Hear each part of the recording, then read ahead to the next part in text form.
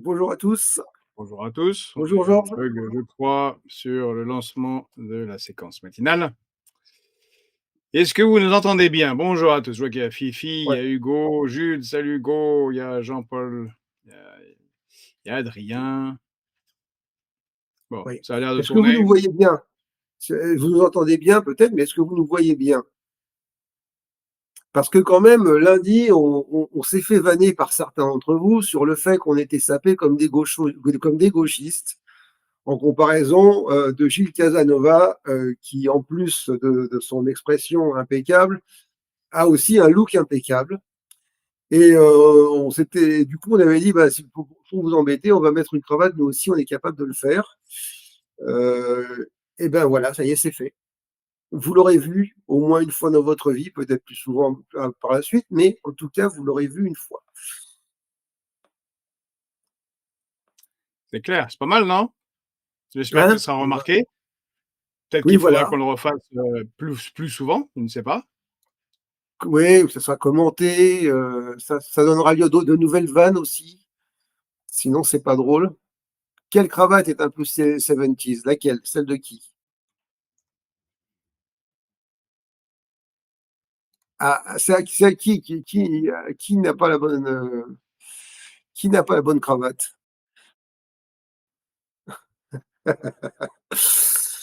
Bien. Bon, alors, on arrête la Et alors, plaisanterie. qui a pas la bonne On a un cravate? programme. Ouais, on le sait toujours pas, hein, Non, non, moi je veux savoir. Ah! Sinon, Ouais, j'arrête mais tout. moi, je l'assume. Celle-là, elle me plaît bien. J'aime beaucoup le cachemire, alors tant pis, enfin, les motifs cachemire. Donc voilà, c'est un petit côté baba cool, je sais. Mais il faut ce qu'il faut. J'aurais pu sortir une cravate avec des Snoopy, mais bon, ça fait trop 80s, ça. Puis ça fait pas sérieux, surtout. Bon, bref. Voilà, donc on a un programme assez chargé aujourd'hui, puisqu'on a deux invités. Ouais. Et puis, on a aussi Et quelques enfin quelques sujets à commenter au départ. Donc, on va commencer par ça. On va commencer allez, tout de on va suite par le commencer sujet. par ce Je sujet. t'entends pas. C'est Voilà, le sujet de la fusion nucléaire. Donc, effectivement, on a parlé il n'y a pas longtemps de la performance technique qu'avaient réalisé les Chinois. On se disait, mince, on est nul. Ben, a priori, 18 minutes. euh, 18 voilà. minutes. Ouais. Même ils disent 22 minutes, mais bon, après, je crois que moi j'ai retenu 18. Mais bon. Et donc, c'est un Non, non, non, record. tu as Donc, raison. ça c'est.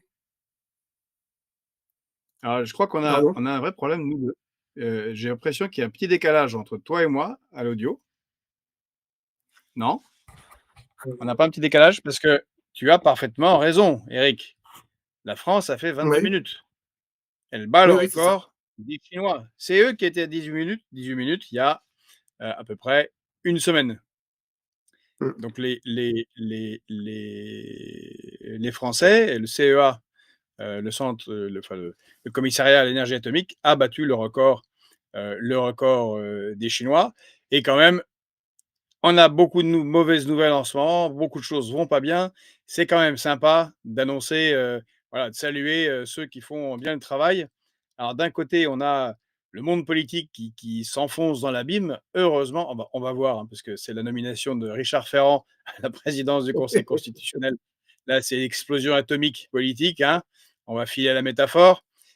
Mais bon, donc c'est catastrophique. Mais heureusement, malgré la nullité de nos dirigeants, il y en a qui bossent et qui font des exploits, voilà, qui font plaisir. Alors, Ouais. bien sûr, certains m'ont fait des critiques dans mes contributions hier. Oui, ce n'est pas une maîtrise encore de la fusion nucléaire, on en est loin. Mais ce sont des étapes qui sont passées pour y parvenir. Heu c'est de la recherche française. Bien sûr, ce n'est pas demain que nous aurons la maîtrise de la fusion nucléaire. Pour ceux qui ne sauraient pas, la fusion nucléaire, c'est l'énergie, des étoiles. C'est comme ça qu'on est chauffé par, l'astre solaire et toutes les étoiles, de la galaxie et de l'univers. Ce n'est pas, de la fission, c'est de la fusion entre 2 atomes de deutérium, et on, produit, de l'énergie colossale, propre, mais c'est très compliqué à mettre en œuvre. Alors on ne maîtrise pour le moment que la fusion militaire depuis très longtemps. On a des Ce sont Mmh. les célèbres bombes H, qui sont dévastatrices et bien heureusement qu'on n'a jamais utilisé, personne n'en a utilisé.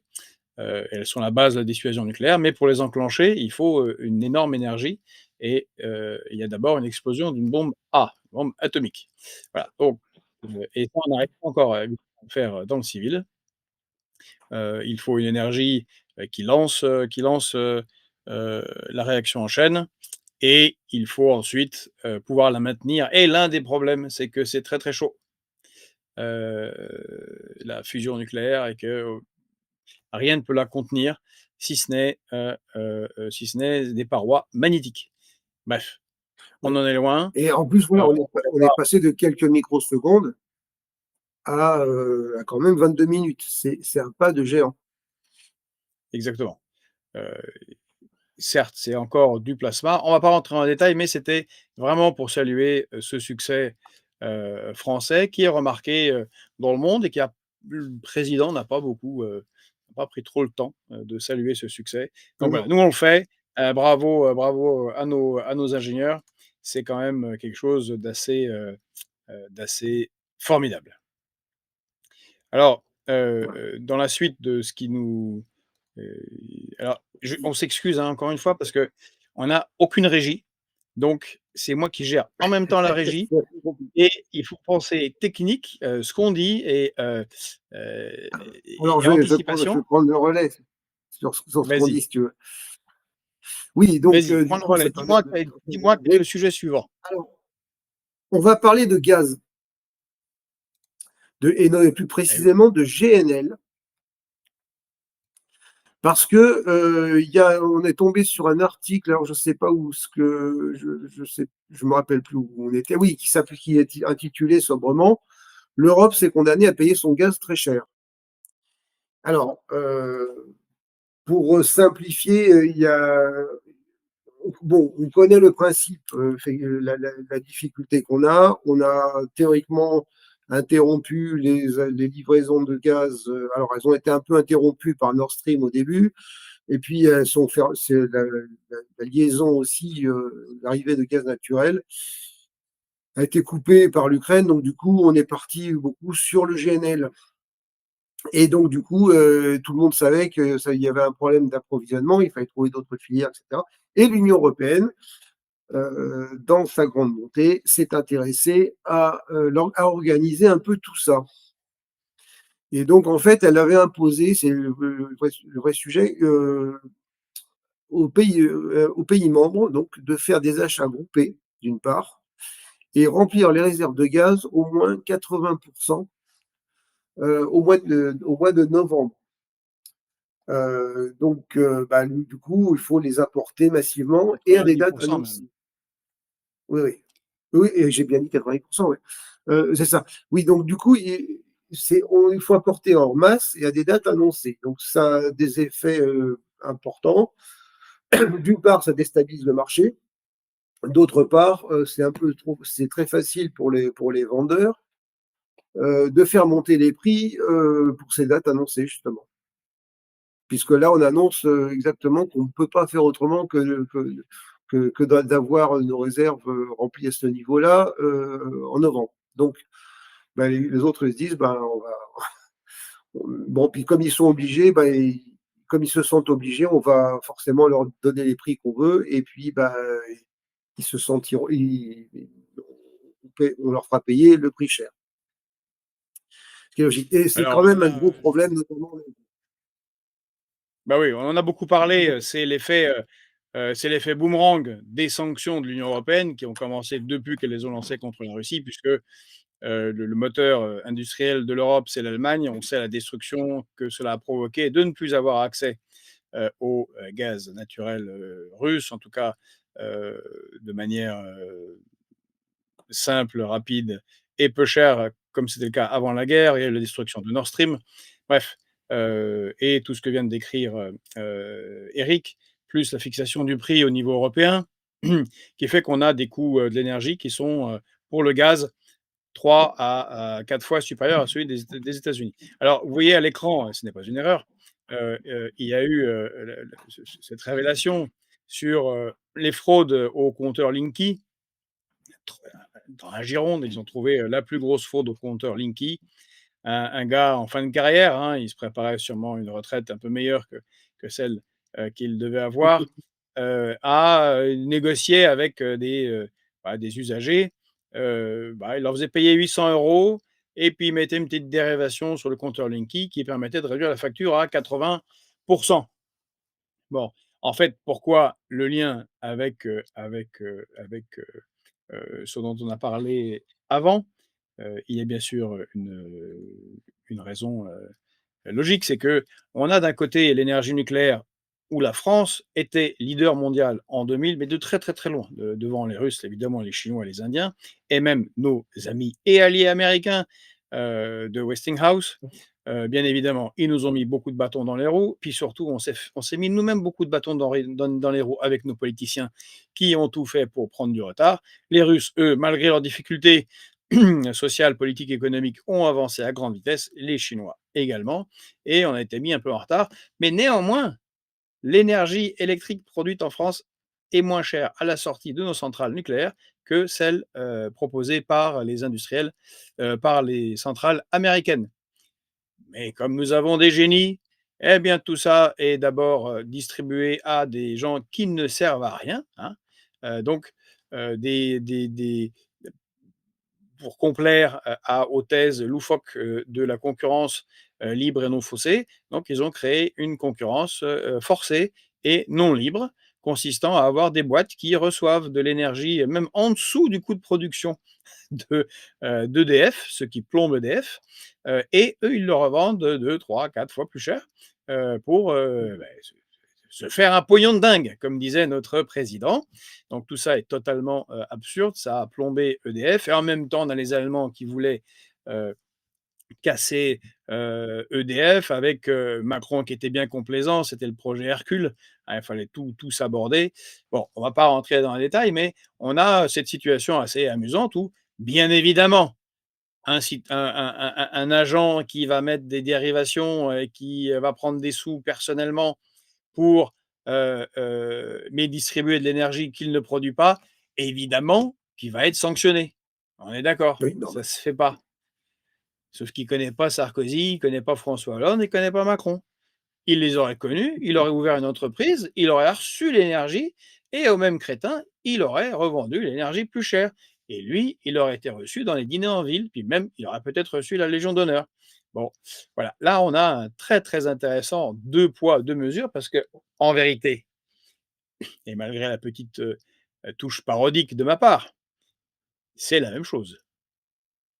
Ce sont des gens qui prennent l'énergie Oui, produite par le pays et qui, se font des bénéfices personnels. Bon, dans un cas, on punit, dans l'autre cas, on félicite, et ce n'est pas étonnant que des Français se laissent, aller à ce qui est bien sûr une fraude. Il n'y a aucun doute là-dessus, mais quand on voit, le coût de l'énergie, les factures, en général, l'inflation, la difficulté de la vie, eh bien, on comprend que des Français soient tentés, eh bien, par des dérivations qui sauvent un peu le budget de la famille, et je pense, Éric, vu les gens qu'on connaît, que tout ça va s'aggraver et qu'on aura de plus en plus de gens qui vont tenter de couper la file ici et là, et oui, bah, pour payer moins cher parce que c'est absurdement moins cher. tout à Et fait. si on laissait nos ingénieurs travailler, on pourrait avoir de la belle énergie propre, parce que le nucléaire, c'est, très, propre en termes de carbone, comme le dit le GIEC, peu cher, et nous donnerait un avantage compétitif pardon, et comparatif avec les pays, voisins, en particulier allemands, qui, je le rappelle, eux, ont décidé de passer au tout énergie renouvelable et ont rouvert des dizaines de centrales au charbon, au lignite, et produisent à peu près 20 fois plus de carbone que la France. Bon, voilà, Oui, donc ça, dont nous c'était profitons d'ailleurs, hein, dont nous profitons, d'où nous c'est-à-dire la profitons à production de Paris, carbone, voilà, d'un cuvette, voilà, c'est très, très bien. arrive jusqu'à Donc Paris. voilà, c'était ad absurdum, et mais quand même, bravo aux gars, à nos ingénieurs, félicitations et on espère qu'ils pourront continuer comme ça, longtemps. Alors après, dans l'ordre, puisque tu es notre annonceur. Alors, C'est l'explosion atomique, c'est ça après? je sais pas si c'est explosion atomique, mais je sais même pas si c'est surprenant en fait. Bon, on va parler de l'élection triomphale, à une voix près, de Richard Ferrand, la validation de la nomination de Richard Ferrand au Conseil constitutionnel. Alors, pourquoi à une Habemos voix près? papam. Voilà, on est vachement content. Cet homme-là nous manquait. En fait, ce qui a surtout frappé, c'est que bon, c'est pas les gens qui ont voté contre en masse, c'est-à-dire il y avait LR entre autres, et puis bon, il y avait la gauche notamment. C'est surtout l'abstention euh, retentissante des élus du RN. Vous savez, Alors c'est des si gens je peux me qui. permettre, Eric, Bon, si je ouais, peux me permettre juste avant, de parler de l'abstention, du RN. Bon, il faut que je retrouve mes petits, dans cette tambouille. Pardon, excusez-moi, ça fait beaucoup de trucs, sur lesquels cliquer. Voilà, on va revenir à l'écran maintenant. Voilà, juste avant que tu nous dises qu'est-ce que c'est que cette embrouille-là? Et comment est-ce qu'il a réussi à être élu? On va rappeler quand même Richard Ferrand, c'est le champion du lèche-botte, politique, hein. Il a fait partie de tous ces, socialistes, soi-disant socialistes de marché et qui a trouvé que, eh bien Macron était magnifique en 2017 et il a été un des premiers soutiens d'Emmanuel Macron. Il a été bien remercié puisqu'il a été président de l'Assemblée nationale, mais il a été aussi, un de ces innombrables, ministres et députés de la Macronie qui ont été pris la main dans, des affaires louches. Heu, c'est sûr. comment est-ce qu'il avait dit notre président? C'était quoi son terme, c'était la République irréprochable ou ça je peut-être Alors, c'était ouais, François c'est Hollande compliqué ça? parce qu'il y en a trois qui se sont succédés et c'était la Chacun a trouvé son République. petit terme, hein? Oui, oui, irréprochable, exemplaire, et puis il y en avait un troisième, je ne sais plus lequel. Donc bon, Bon, c'est bon une allez, on espèce de peut concours de l'appellation. voilà, donc il y avait Euh, c'était, exemplaire, irréprochable, parfait, divin, hein, ouais. voilà, c'est Enfin, le jupitérien. concept est le même à chaque fois, hein. Voilà, Enfin, donc celui qui est vendu. vous allez voir ce que vous allez voir, ça va être très bien. On va être blanc comme neige. Vous allez voir, plus de corruption. Bon, on a parlé l'autre jour du niveau de corruption, de la France, qui, monte très fort, hein. On fait partie maintenant on a la chance de faire partie des 25 pays les plus corrompus au monde. C'est Oui, fantastique. C'est vraiment pas un succès. mais c'est Félicitations, ah bon. Non, je pensais que c'était un succès français, mais non, voilà, c'est moi je voilà. plaisante. Et donc, de quoi était entre autres accusé, Richard Ferrand? Eh bien, il était accusé dans les affaires des mutuelles de Bretagne, où il avait fait une prise illégale d'intérêt. Hum, Ça, c'est quand il était directeur général des mutuelles de Bretagne entre 98 et 2012, voilà. Alors il a favorisé sa compagne, Sandrine, Doucen, pour qu'elle acquiert un bien immobilier à Brest, mais sans débourser un centime. Ça, c'est bien. Moi, je trouve que c'est un gars, quand même et il a à cœur d'aider sa femme. Je sais pas pourquoi on lui reproche des trucs pareils et puis il fait ça bien puisqu'il y a pas besoin de dépenser d'argent et ils achètent un bel immeuble. Alors comment ils ont fait? Eh ben, il a signé il aurait, conditionnel, sinon on va aller au tribunal nous. Il aurait, signé un compromis de vente, au nom de sa compagne, hem, avec une clause, conditionnant, l'achat à la promesse de location par les mutuelles de Bretagne. Ça veut dire quoi? Ça veut dire que, ils sont allés voir une banque, ils ont demandé des sous pour acheter un immeuble. Les banquiers leur ont dit: «Oui, c'est sympa, mais vous avez pas d'apport, puis c'est très cher». Elle dit: «Ah, mais il y a pas de problème, regardez, les mutuelles de Bretagne», c'est moi le patron, c'est facile, je suis directeur général, ils ont signé un papier comme quoi ils vont louer ce bien bien, bien cher, puis ils vont faire des travaux dedans.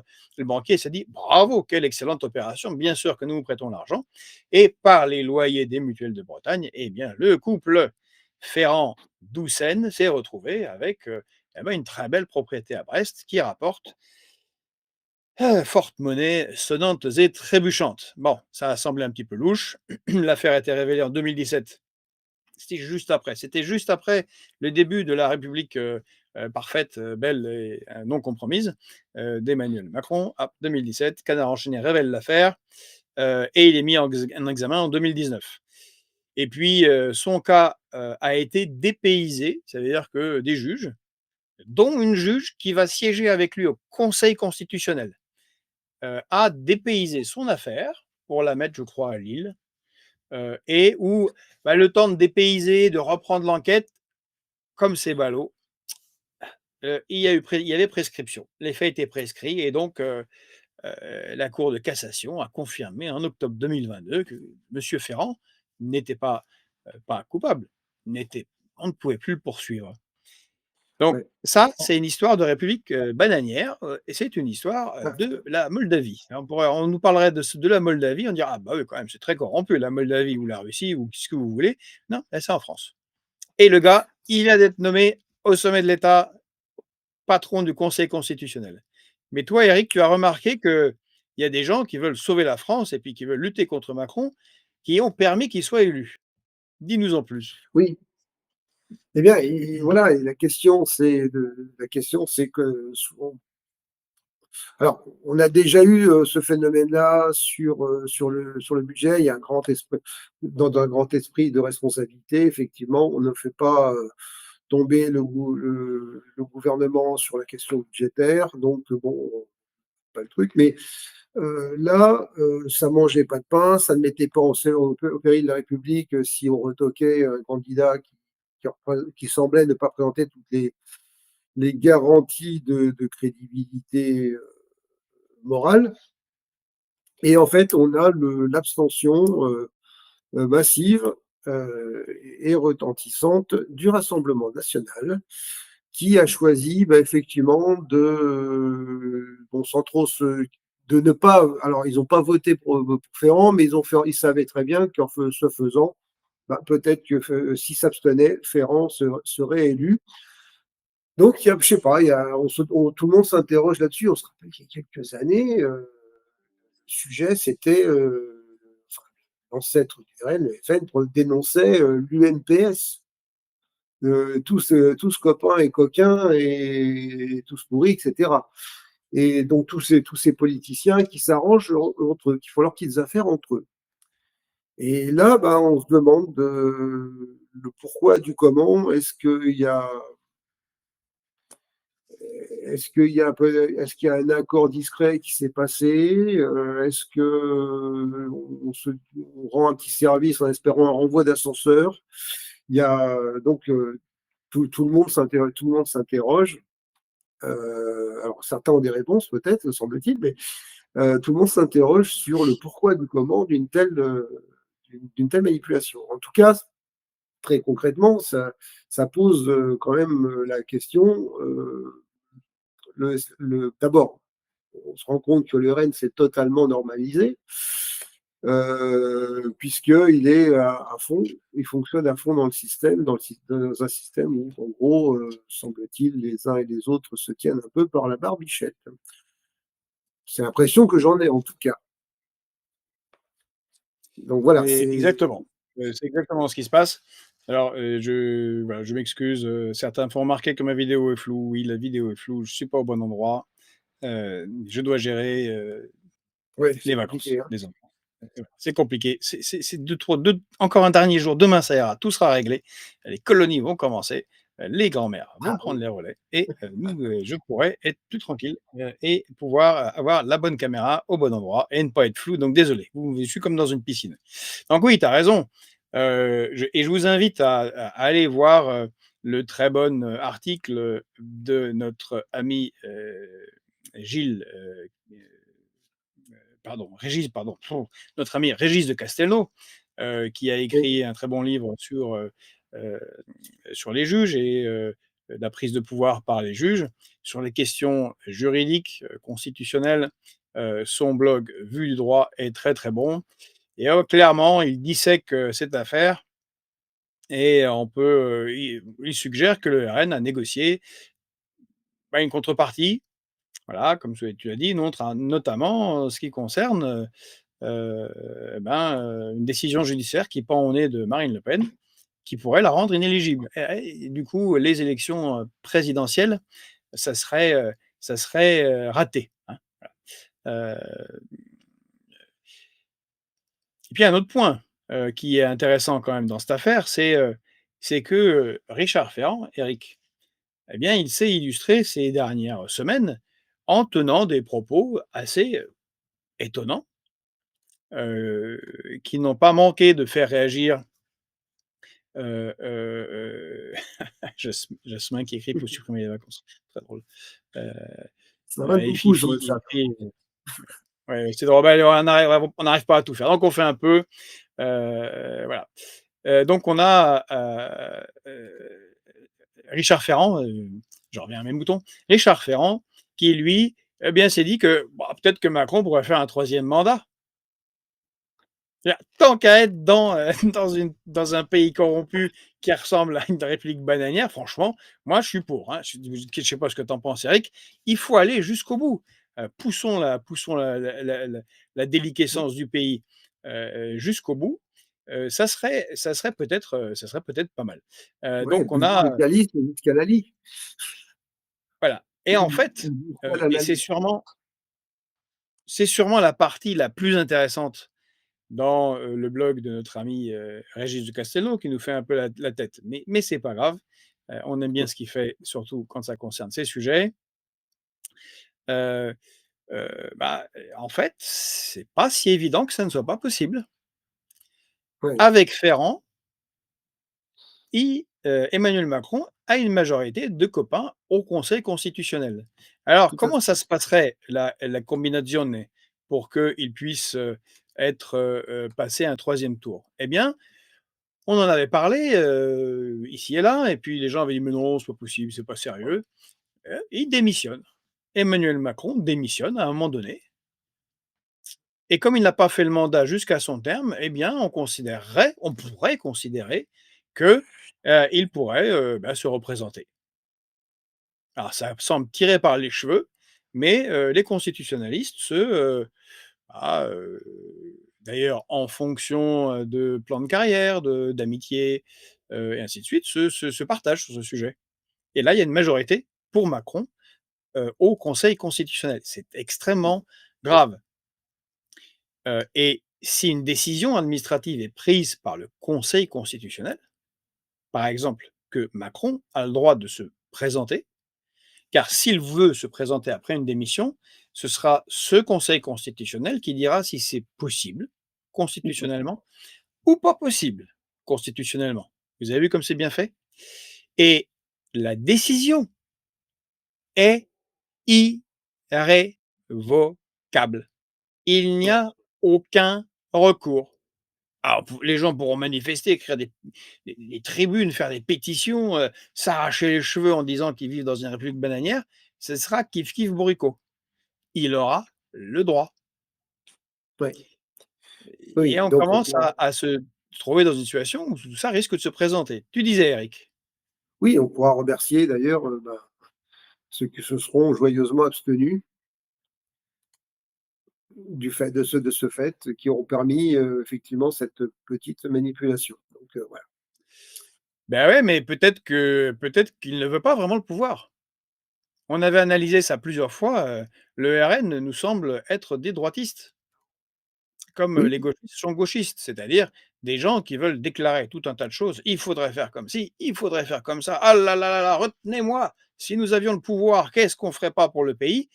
Mais qui vraiment n'ont pas envie d'avoir les clés du camion. Ils veulent une position et là, franchement, ils ne se sont pas illustrés comme les futurs, potentiels, de ceux qui oui, pourraient renverser, la table, renverser la Macronie et changer la donne. On en est loin, hein, ça sent la politicaille, de bas niveau, heu, dans une France qui continue à s'effondrer. mmh. Voilà, on te dit que tu es de mauvaise langue quand même, Je suis mauvaise que langue? oui, que tu prêtes des intentions diaboliques à Macron, qui est un ange comme chacun sait. Voilà. Tu me donnes Après, 2 secondes, effectivement, il y a, il 2 y a- il y a secondes. Laurent qui nous dit que la possibilité de se représenter ne garantit pas une élection. Certes, mais, mais quand même, globalement, c'est plus facile pour certains ça serait plus facile pour certains de faire barrage avec Macron qu'avec Mélenchon ou quelqu'un d'autre d'ailleurs, hein, parce que bon, les choses évoluent quand même très vite en France.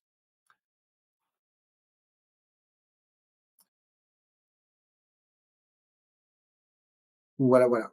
Donc effectivement, il y a Hypatie qui soulève que quelque part la question de la volonté réelle de prendre le pouvoir au RN ou à l'ex-FN, c'est un vieux débat et que c'était l'origine du conflit entre Maigret, qui était le second du FN, et Jean-Marie Le Pen. Maigret voulait accéder au pouvoir.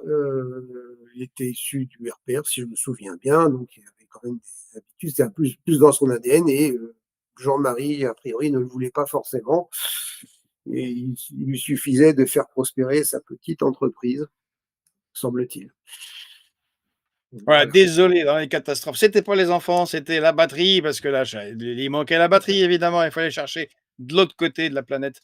Voilà, mais j'ai fait rapidement tout ça avec poussé par la force du nucléaire français et je suis revenu très vite, vous voyez quand même, tout va bien. Ah, je vais me faire plaisir, Laurent H qui a écrit, voilà, Georges Kuzmanovic président, avec ça qui m'intéresse. C'est une blague. Bon, Passons aux choses sérieuses. voilà, donc on a une belle catastrophe. Puis une dernière remarque quand même, sur ce sujet, c'est que, la France a un conseil constitutionnel très, très particulier. On a un conseil constitutionnel composé de politiciens, la plupart ne sont pas juristes. Alors monsieur Ferrand n'est pas juriste et quand on regarde les conseils, l'équivalent des conseils constitutionnels, les cours suprêmes des autres pays, sérieux, hein, je parle du pays, des grands pays, hein, je parle les États-Unis, l'Allemagne, la Russie, eh bien, leurs conseils constitutionnels sont composés de juristes professionnels. Oui, tout à fait. Le Conseil constitutionnel de Karlsruhe, la Cour suprême allemande, eh bien, est composé de juristes. C'est pas des politiques, c'est pas des gens qui ont été ministres de ceci ou de cela, ils ont une carrière de juge. Ça ne veut pas dire qu'ils sont pas de droite, qu'ils sont pas de gauche. Ça ne veut pas dire qu'ils peuvent pas faire de bêtises, mais ce sont des juges professionnels. Et puis ils ont en Allemagne comme objectif de défendre les intérêts de leur pays d'abord, hein. C'est pour ça qu'en Allemagne, la Cour constitutionnelle de Karlsruhe a bloqué toutes les ventes de tout ce qui pouvait sembler un petit peu stratégique. C'est pas le cas chez nous. Le Conseil constitutionnel s'en fiche complètement. Voilà. Donc, si jamais,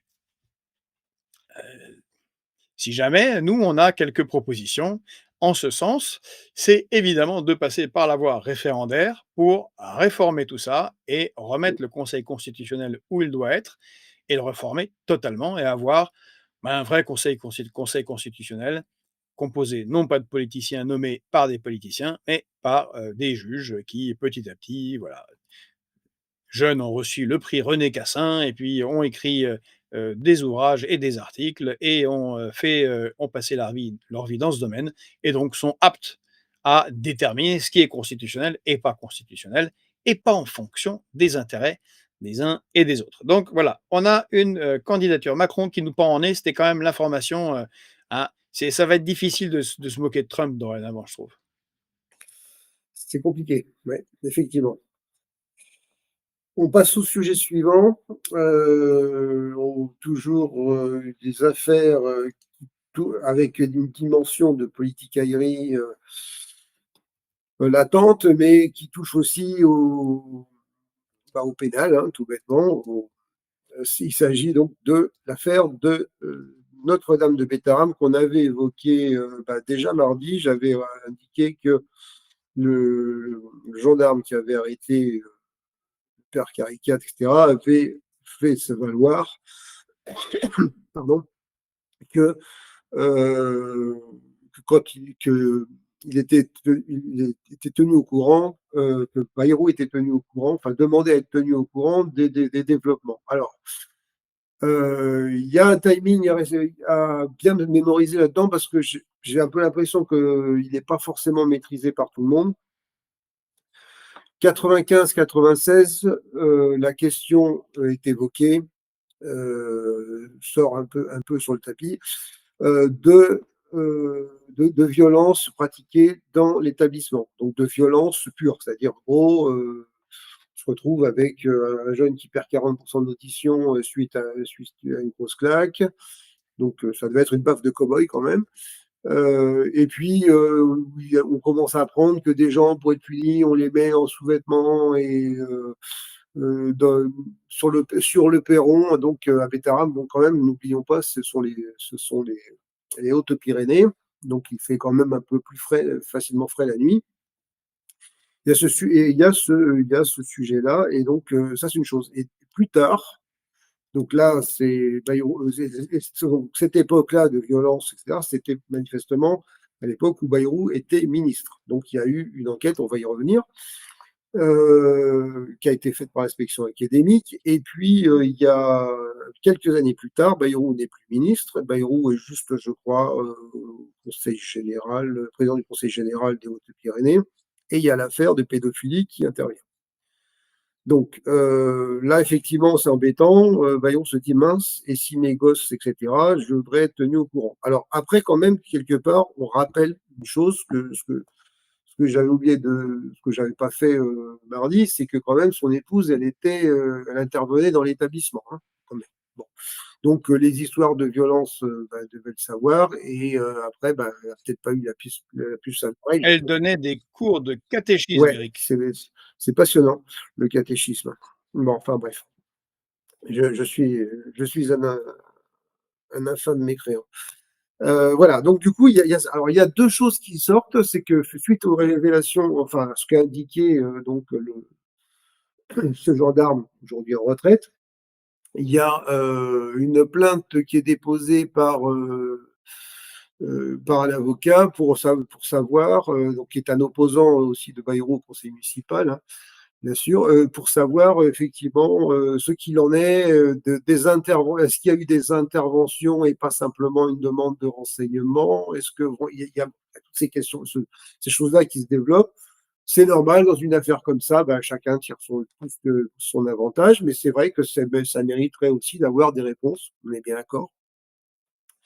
Ça, c'est une première chose. Et il y a un deuxième sujet qui était effectivement, là cette fois-ci, c'est plus un gendarme intervenant dans une affaire de pédophilie, on remonte un peu plus loin dans le temps. Donc, un inspecteur d'académie, aujourd'hui âgé de 88 ans, qui a visité l'inspection de l'établissement Notre-Dame de Bétarame suite à une plainte d'un parent d'élève. Alors, la plainte du parent d'élève, c'est justement le gamin qui avait perdu l'audition et qui avait été recondamné un peu plus tard, à passer la nuit sur le perron en sous-vêtements. Ça devait cailler. Donc là, du coup, le gamin avait réussi à prévenir son père, et celui-ci avait porté plainte. Donc, effectivement, le recteur se dit, faut faire notre boulot. Là-dessus, il dit, il y a un problème manifestement, j'envoie un inspecteur d'académie. Et donc, il envoie ce monsieur. Et en fait, c'est intéressant la façon dont ça s'est passé, c'est-à-dire que il débarque, alors il avertit l'établissement qui va venir faire une inspection. Bon. Et il précise aussi qu'à l'époque, il n'avait pas été du tout mis au courant antérieurement. Il n'y avait pas eu de bruit pour lui, en tout cas qui est arrivé à ses oreilles ou à l'académie, sur les violences les sévices qui quand même se pratiquaient depuis plusieurs décennies, hein. Donc, mais c'était toujours le truc du genre, pour les parents, c'est pas plus mal. Les gosses font les cons à la maison, on les met là-dedans, ils seront bien, on leur enseignera bien théoriquement. Et puis éventuellement, s'il faut les redresser un petit peu, ça leur fera pas de mal. Et puis ça sera pas moi qui le ferai, donc il m'aimera quand même. Voilà, en gros, je la fais un peu court. Voilà, et donc il prévient, il arrive, et le père, c'est le père Landel, donc le directeur, qui lui donne une liste de personnes qu'il pouvait voir. Sur la procédure, c'est quand même un peu étonnant.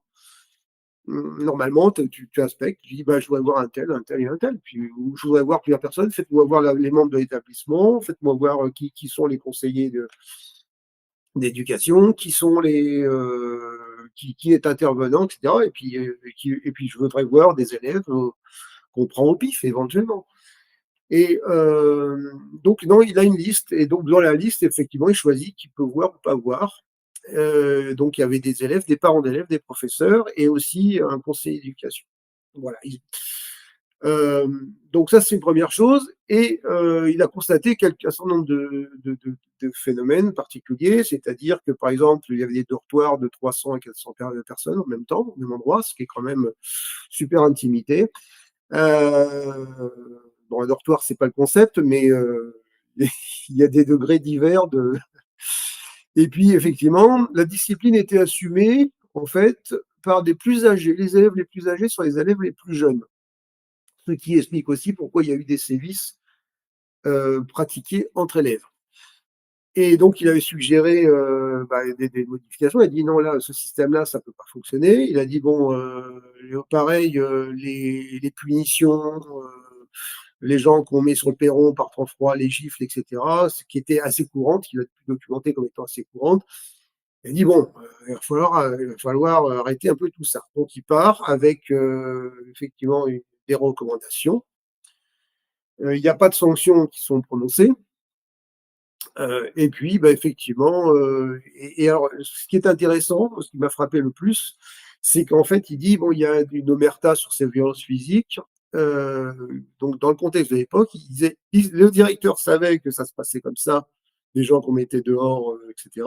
Les parents ne se plaignaient pas forcément et ils se souciaient pas terriblement de ce qui se passait pour leurs enfants. Voilà. Donc ça en dit aussi un peu loin. Il précise aussi qu'il n'y avait aucune notion de violence sexuelle qui a pu être repérée à l'époque. Euh, alors que bon, maintenant, aujourd'hui, effectivement, on a quand même 130 plaintes d'anciens élèves. Donc c'est quand même une affaire un peu grand. Et donc, du coup, bah, effectivement, voilà, il y a 20 personnes qui ont été interviewées dans l'histoire. Voilà à peu près le système. Et évidemment, on rappelle aussi que depuis, il y a eu trois hommes placés en garde à vue pour sous le chef de viol aggravé, agression sexuelle aggravée et ou violence aggravée susceptible d'avoir été commise entre 1957 et 2004. Alors après, on a eu un petit rebondissement un peu plus politicien où Bayrou fait une réponse du berger à la bergère au Parti socialiste en disant mais attendez ces histoires de violence sexuelle ça c'était à l'époque où Madame Guigou s'occupait était ministre de la Justice. Il y avait des signalements qui ont été faits, il ne s'est rien passé de particulier. Voilà. En gros, donc tout le monde s'amuse à se renvoyer la balle. Et bon, voilà, c'est un feuilleton qui, je crois, n'est pas terminé. Mais qu'est-ce que une fois que le compte. Mais c'est un feuilleton qui pourrait. Bon, on est un tout petit peu en retard. Voilà, j'ai mis ces libérations qui évidemment s'est donné une joie de tirer. Elisabeth Guigou, 98 à 2000, 3 signalements. L'affaire va aller plus loin. Il y a trop de prises, il y a trop de personnalités politiques qui sont prises dans cette affaire et ça risque d'avoir un effet boule de neige comme en Grande-Bretagne. Donc on suivra ça. Malheureusement, on est un petit peu en retard et ça, c'est peut-être là-dessus que Bayrou va tomber. En tout cas, une partie de la gauche, fort logiquement, pousse là-dessus. Mais en même temps, la pédocriminalité, on en a parlé suffisamment ici, est un problème grave et qui est beaucoup trop peu jugé. Et quand c'est jugé, c'est beaucoup trop laxiste. Donc peut-être ce sera l'occasion d'une évolution positive dans ce domaine. Alors, on va passer à notre invité. On a un invité extrêmement intéressant. Vous allez voir, juste avant qu'on passe à notre invité, on avait une petite touche d'humour qu'il faut que je retrouve. Voilà, parce que c'est vraiment très très drôle. C'est très très drôle et on y arrive. Oui, je pense que celle-là, c'est quand même. Voilà. L'armée Le russe. point. ce grand, Alors, Le Point, ce grand hebdomadaire d'investigation qui nous dit voilà, que nous l'armée informe. rouge est contrainte de diffuser. Oui, pardon, vas-y. On a un petit décalage de son, j'ai l'impression. Ah, vas-y. Ouais, est contrainte d'utiliser des chalumeaux et des ânes sur le front ukrainien. Bon, voilà. Alors donc du coup, ils ont pas, sous prétexte dont en gros les Alors, Russes auraient perdu trop de matériel de transport et ils s'en serviraient comme ça. Bon. Et puis, donc voilà, ce qui explique alors, peut-être la raison pour laquelle, certains ne comprennent pas la position de Donald Trump, parce qu'il suffirait de continuer la guerre, vu que l'armée russe est tellement exsangue qu'elle en est à ne plus pouvoir tenir, qu'elle utilise des ânes et des chameaux sur le front. ouais, Bon, tout cela est absurde, mais on a Donald Trump qui, lui, lâche complètement. Hier, ça a été une zizanie supplémentaire, a totalement lâché l'Ukraine, y compris qualifiant Zelensky de dictateur, de ne pas être aimé dans son pays, de devoir des sommes colossales aux États-Unis, d'avoir mal conduit la guerre, et s'il ne se plie pas à ce qui lui sera proposé, eh bien, euh, son, il perdrait la plus grande partie de l'Ukraine. Le ouais. Alors, message est il y a clair et des net. taquins, hein. Alors, il y a des taquins. Oui, il y a des taquins sur le chat, hein. Il y en a qui disent est-ce qu'on met des puces de machine à laver au chameau? Voilà, ils trouvent que c'est un hebdomadaire, le point. Et on nous Un parle d'un hebdomadaire. ours qui aurait transporté des munitions au Stinger. Est-ce bien sérieux? Est-ce que ça sort pas d'un jeu de rôle, ce genre de situation? Bon, en tout cas, on va enfin avoir le retour de ligne de front et je vais faire un spécial ligne de front sur pourquoi est-ce que les États-Unis ont la position qu'ils tiennent. Vous allez voir, c'est un peu plus compliqué que ce qu'on nous sort dans les médias.